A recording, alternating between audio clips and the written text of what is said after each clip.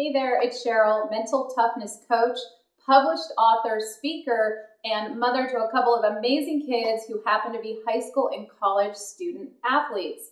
Today, we're going to talk about confidence as it pertains to teens speaking up in class. Do you have a teen or do you know of one that's super intelligent or that has very worthwhile comments and things to contribute, but they just can't seem to speak up in class? Speaking in class can be tough, and it's really not that different than an elite athlete performing and preparing for an important event.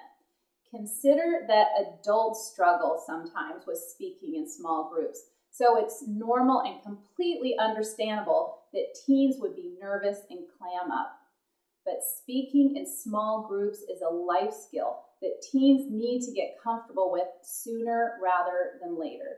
So here are a couple tips that'll help teens get some confidence and believe in their voice. First, they need to prepare. There's no substitution for understanding their class material and possible speaking points. If they're unclear or uncertain about major talking points, they shouldn't hesitate to get some help from a teacher or a classmate. The second thing is, if possible, they should arrive to the class early. If that's not possible, maybe find a time where they have a couple minutes to go in at lunch or during a break. Once they're there, they can think of themselves doing something really positive, such as raising their hand and really contributing and getting a really great reaction from their teacher or their classmates. They can also repeat a positive affirmation to themselves. It might go something like, "I got this," or "I know I will say something great." It will really make them believe in themselves. It will help them become more comfortable, and it will help them really own the classroom, get comfortable there, and feel like everyone else is just really coming to visit, that it's really their turf. So third, and this one's kind of fun, they can create an avatar for themselves. So teens can think about what would their ultimate student look like in this class that has amazing contributions to make and that's really confident in public speaking. What would they look like? What would they sound like? There's a Harvard professor and researcher named Amy Cuddy that says that people can really take on the characteristics of their avatars. So this doesn't need to be high tech. Kids can just write down a couple things, a couple characteristics about themselves, or they can draw a picture.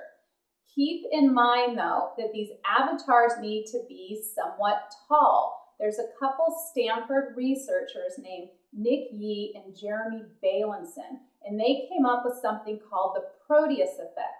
And what they figured out and they discovered is that vertical height positively affects feelings of power and confidence.